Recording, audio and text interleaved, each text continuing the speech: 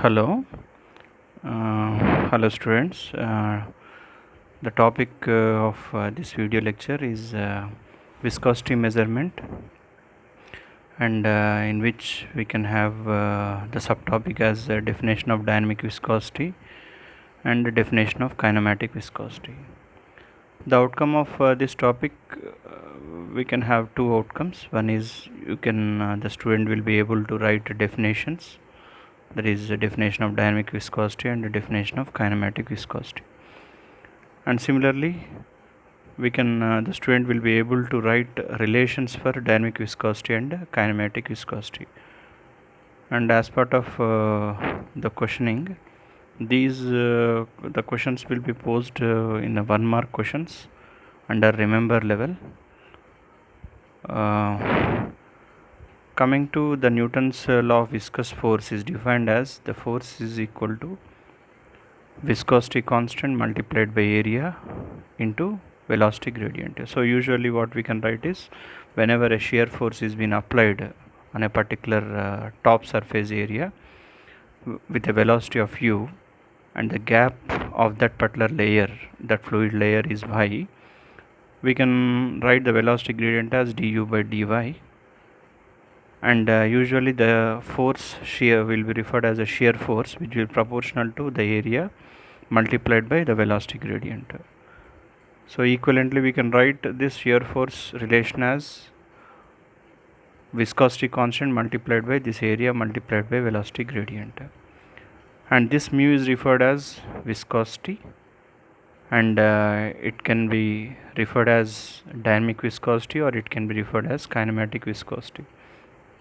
And usually the viscous liquids can be of high viscous liquids or low viscous liquids.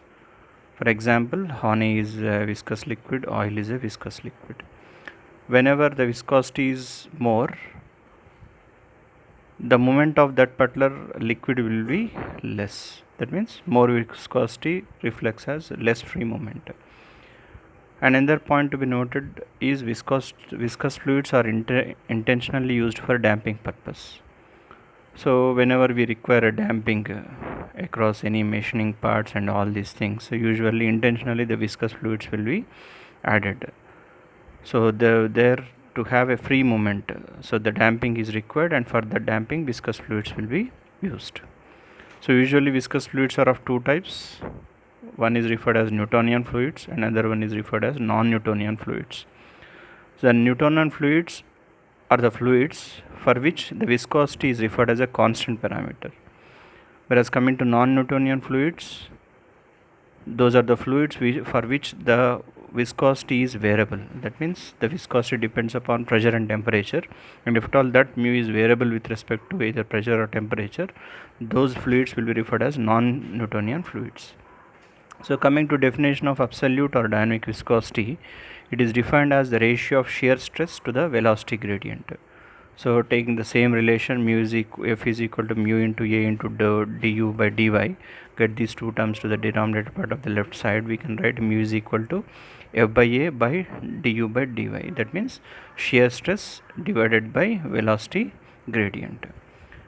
And coming to kinematic viscosity, it is defined as the ratio of dynamic viscosity to the fluid density. Whenever the density is coming to picture, fluid density is coming to picture, then we need to determine the kinematic viscosity rather than absolute viscosity. Whenever the density is referred as a constant parameter, we have to measure absolute or dynamic viscosity. Whenever the density is a variable parameter, that means the fluid density is going to vary the measurement, then we need to find out the kinematic viscosity. The kinematic viscosity is equal to nu is equal to mu by rho. Mu is dynamic viscosity and rho is density. Similarly, and one more parameter we can define is fluidity, that is F is defined as the reciprocal of dynamic viscosity. F is equal to 1 by mu, that is reciprocal of dynamic viscosity is referred as a fluidity. So these are the three parameters: absolute viscosity or dynamic viscosity, kinematic viscosity and fluidity, for which we can write the relations for this. And coming to definitions, the definitions may be asked related to absolute or dynamic viscosity, kinematic viscosity, fluidity, or Newtonian fluids and non-Newtonian fluids.